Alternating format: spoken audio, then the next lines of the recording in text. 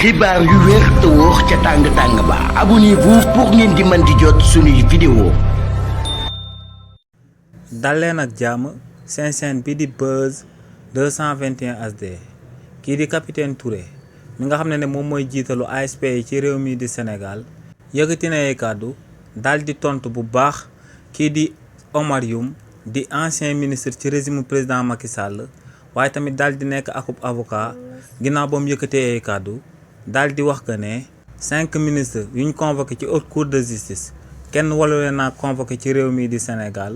ndax liñ dippee surfacturation kenn bindu ko ci code pénal ci réew mi di Sénégal si li ni mel kii di capitaine Touré ne boo demee ci code pénal ci réewu Sénégal ci article 152 ne foofee dañoo daal di wax que ne képp ku daal di détourné xaalis bi nga xam ne Sénégal yi yëpp ñoom ñoo ko daal di bokk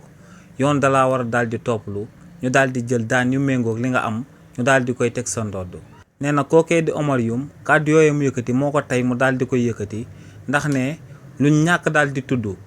surfacturation ne li ni mel teewut ñu daal di topp ki nga xam ne dafa daal di amal surfacturation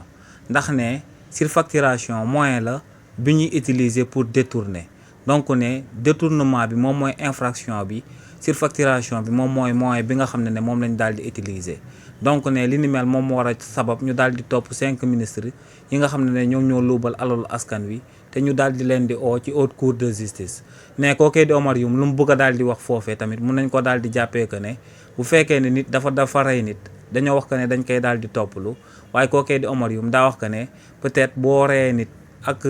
ab Kalachnikov binduñ ko ci code pénal bi donc kenn warulaa toppalu ndax Kalachnikov nga daal di utiliser donc ne ba tey foofee tamit rey nit ki acte rey bi la ñuy daal di topp waaye du arme boo daal di utiliser donc ne kookee di Omar Youm kàddu yooyu mu yëkkati moom moo ko daal di tey waaye luñ ko wax moom ci wàllu boppam comprendre na ko bu baax a baax te 5 ministres yi dañ leen a war a daal di toppalu daal di leen di àtte ci haute cour de justice ci réew mi di Sénégal ñu daal di respecter seen présomption d'innocence bu fekkee ne ñoom ñoo daal di def ñu daal di leen di àtte jël daan yi daal di koy teg seen ndodd. xibaar yu wér te wóor ca tàng-tàng ba abonnez-vous pour ngeen di mën di jot suñuy vidéo.